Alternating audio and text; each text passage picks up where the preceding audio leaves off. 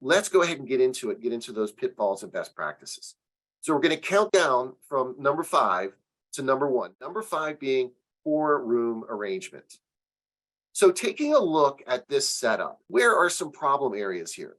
And of course, if we look at this, we think of, okay, here's the virtual participants. The facilitator has their back to the virtual participants. It's really not a good view for a lot of people in the room to see them.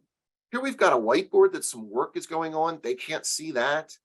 Obviously, we don't have enough room for everybody in the room. So lots of challenges. This is, unfortunately, what a lot of folks encounter when they come to a hybrid training.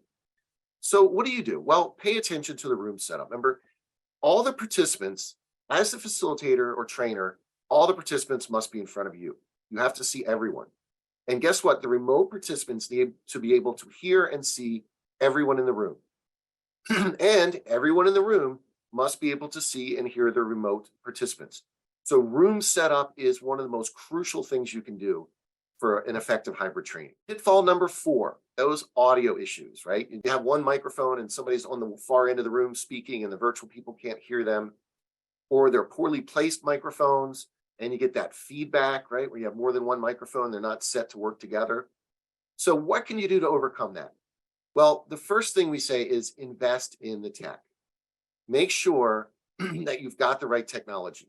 And, folks will say to me, well, Dave, how do I make the case to buy all this expensive equipment?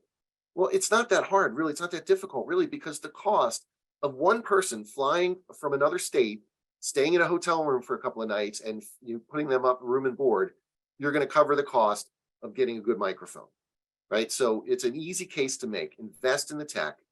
There is an ROI there. Have a producer.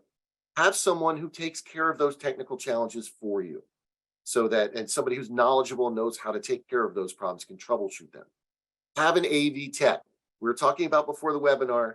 If somebody says, Dave, do you want to come and do a hybrid session for us? The first thing I say is, do you have an AV tech? If not, I'm probably not going to come. And then, of course, test it out, right? Test. Get some volunteers to help you test this stuff out to make sure that it's going to work. Get some people to volunteer to be virtual, some people to be in the room, and test those things out. Let's go to pitfall number 3, which is losing the remotes. Often the remote participants are an afterthought. In that photo that we showed you earlier, you can see that there really wasn't a lot of thought going into where are we going to view them from, what are they going to see?